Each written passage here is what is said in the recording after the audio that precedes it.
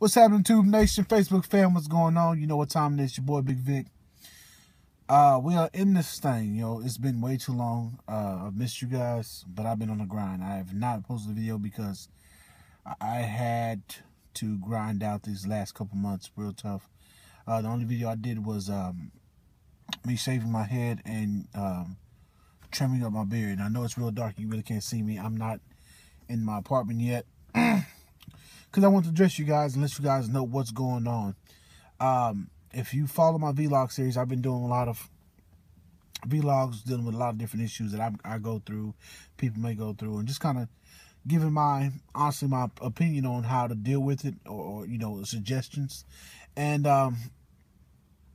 coolest thing about me doing it the way I did it, I followed my own advice. I stayed with it. I stayed on my grind, and I am at the finishing point. You saw I'm gonna post a video of my graduation ceremony that we did, because the school we go to, everyone kind of it's a month to month. But I officially finished my last class as of today, as of the uploading of this video, which will be on the day I finished my last class. I took my final. I'm actually very confident about my final, that I did really good. High B to an A. I'm in there. I feel like I'm in there with that. And if this video is grainy, forgive me. Like I said, it's dark. I will turn these lights on, but really don't do anything to help. It is crazy to get to this point. I've never done this. I've graduated. I was promoted. Elementary. Graduated in elementary, graduated middle school, graduated high school, but graduating in the realm of higher academia, I've never done. So for me, this is super surreal. I'm excited, but yet I'm nervous at the same time, and just thinking about the next step. The first step was like, I got to get to graduation. As long as I get to graduation, I can get to the next step. I can get to the next hurdle, the next chapter. And this chapter's coming to a close, and it happened so fast. It's happened a lot faster than I anticipated. I remember, I think I did a video of my year, of when I came upon the year in school, and now that year is gone, and I am actually going to go in my externship next month. I know where I'm gonna be at. I'm not gonna tell you guys. No disrespect, but this is awesome. All you have to do is fight for what you want. Fight for it. I gave you guys advice like, don't let everybody know what you're doing. Not everybody needs to know what's going on in your life, especially if you have plans to be successful. Excuse me. About little dry. I just filled up my water. I need to go and chug some more. Don't let everybody know your plans. Not everybody's for you. A lot of people smile on your face. The song is smile on your face. All the while they want to take your place to backstabbers. And they may be family, cousins, aunts, uncles, strangers. You never know. And sometimes people do it subconsciously. They do it subconsciously. They subconsciously dislike your success because they're not trying to do anything for themselves, or they don't think they can do anything for themselves. And so they feel like you should stay marginalized and be in that little box along with them. Make sure you can see the box. And the truth of the matter is, it don't work like that. If they put in their grind, they can have too. Everybody can be successful if you put in the grind. If you put in the research, you do your homework, you set a plan, you set up a couple backup plans, and you have a team. You got to have a team around you. You got to have a team around you. I'm sorry. You got people who can help you in a pinch and have your back. I had a team around me. I had a great team around me. In fact, I want to give a shout out and thanks to my dad. In fact, no, let me start in the order of how things went crazy for me. So I had a repossession. Black Toyota Camry. I think it was 2011, 2012, something like that. Love that car. Oh man, the Camry can boogie. When I was doing Uber and all that stuff, things got crazy. A lot of information I was supposed to have had up front as far as handling certain aspects of my finances, I didn't have, and I figured out after the fact, and there was nothing I can do to change it. Like, I was trying to beg people, like, to change certain things so I could get it fixed, like insurance. If you ever do insurance with the bus systems and that particular ISD, they don't have school or work for you during the summer, this is duly noted that you will get extra premiums taken out of your checks. So if you getting the full on, the bang on set of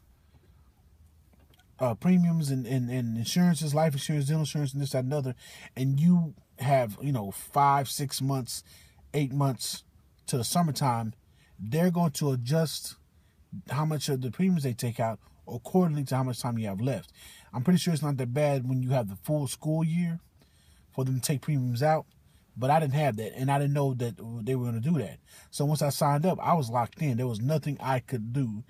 I almost broke down because I was taking out so much money and couldn't pay the phone bill because I had to pay rent. Couldn't pay the car note because I had to pay rent and electricity. I had to make sure my family had the necessities. Thankfully, my wife had a second car. It wasn't running then. It was not running then. But it was just crazy. And I got behind on the car note, lost those phones, had to go to a different carrier. And it was just a lot of mayhem and chaos and not being accurately informed, and that hurt. So repossession come. Shout out to my mom. She was like, you're going to finish. I told her I ain't going to finish. I asked her, would she help me? She said, yeah, I'm going to help you because you got to finish. I want my grandbabies to have a better life. You're going to finish. And my mom, for like several months, I want to say at least, collectively, I want to say it was about 4 months, 5 months, possibly, during the program, she shuttled me back and forth to school. And then my dad, he helped out. He let me come to the house, use his tools. When I got out of days I didn't have class, times I was out and didn't have class and I was caught up in my homework. Let me leave my wife's car at their home and then go and work on it, knowing there's gonna be oil and all kinds of grime on the ground in front of his home. And gave advice and was really patient. And so my dad helped in that respect. And I want to say shout out to my wife because she was super patient. I went into school on March 3rd of 2015. My daughter's born March 31st of 2015. And so she was nervous. She was like, I'm going to be at the house with these 3 kids. I said, I got to do it. Because when she told me we had a daughter in the way, as a man, especially a man who didn't grow up with sisters, I wasn't really that close to my female cousin, so I didn't have a lot of that female to male interaction growing up.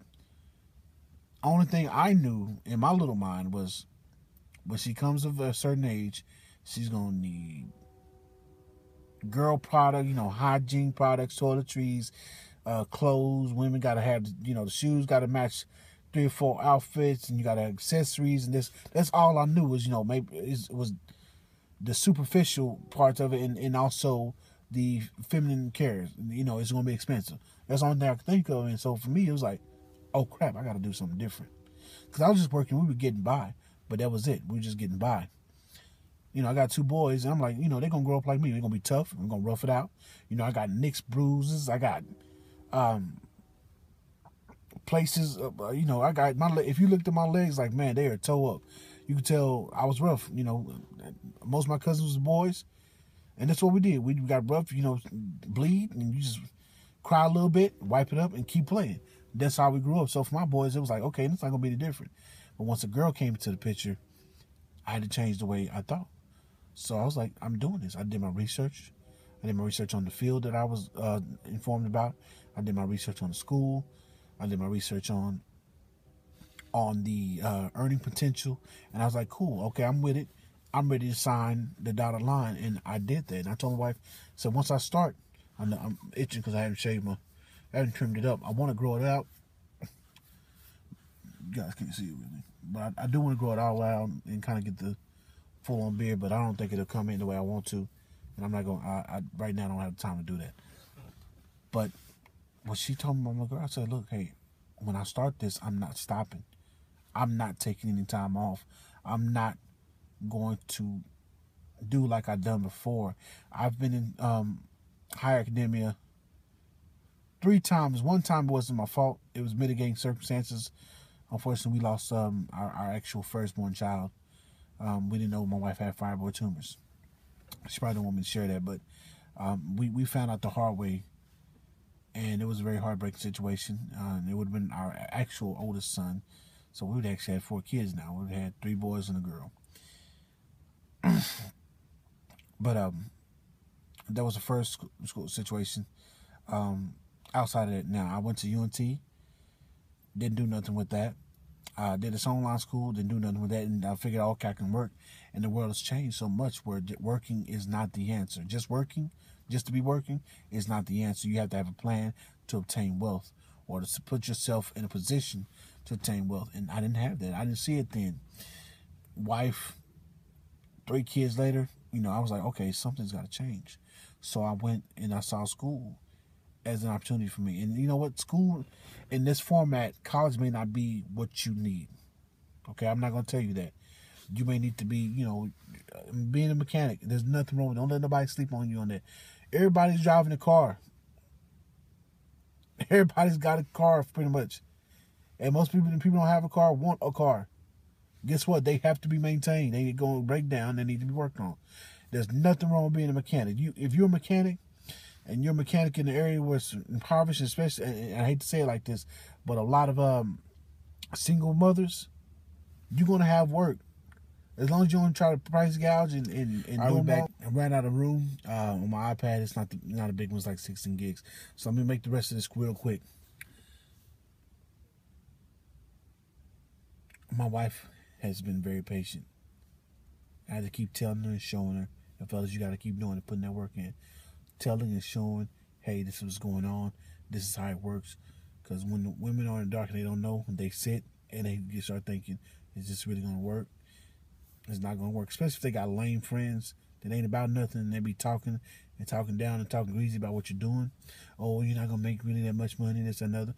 Because they mad because, when they go home, they got to go get the batteries out their remote control and get their vibrator going. That's real. It is what it is. But when you holding your woman down, you got to hold down. You got to keep that communication open. And I think I've been fairly decent. I hadn't been the best. I won't say that. About keeping communication open. But every time I learn something new, like there's money here and you can do this and you can do that, and here's the possibility of what I can earn in this amount of time. For her, it settled her nerves and it helped her out.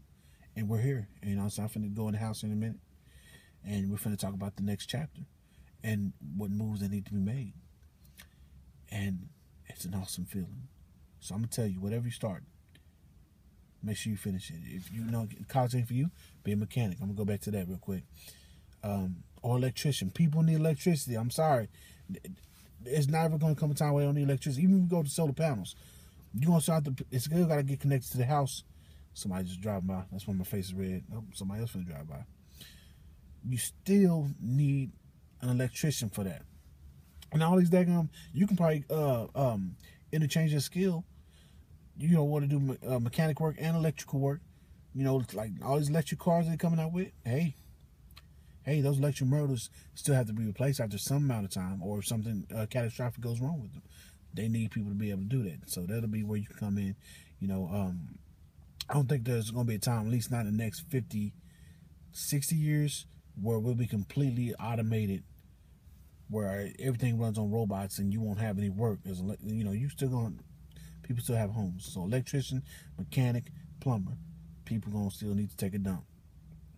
And then you can, if you smart and you work it out the way you want to, all these new fancy toilets that are going on in Japan, they're gonna make their way to the U.S. eventually.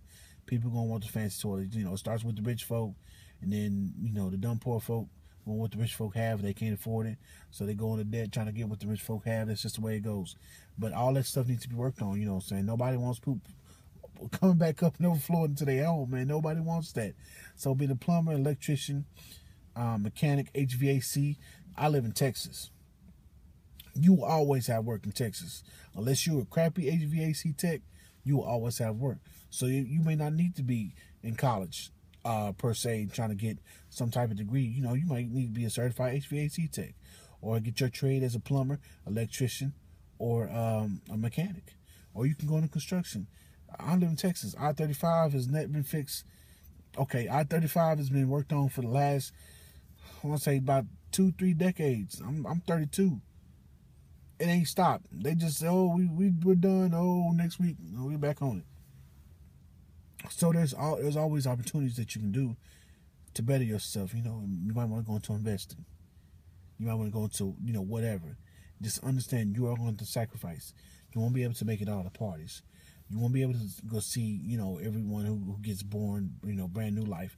You won't be able to go do everything you want to do. But once you finish that 2 years or 3 years or 4 years, because 2 years ain't nothing. 2 years is a drop in the bucket. I started this thing, I started this at 30, turned 31 in August last year, turned 32 this year, and I'm done. I'm done. It's on to the next chapter. So what I'm telling you and what I'm encouraging you to do in this vlog is to do your homework. Do thorough research. Set forth a plan. Set forth a backup plan, and a backup plan to your backup plan. Then execute. Don't stop until you finish. So that's 7. This camera's small little surface area. I missed my little wide angle camera. It jacked up on me. So 7 things I suggest you do to succeed. You might have to tailor it to yourself and how you work and how you think. But if you really want to be successful bad enough, you'll make certain sacrifices. I'm not saying go do nothing crazy. I'm not suggesting it. But you'll make certain sacrifices. You'll miss the little parties here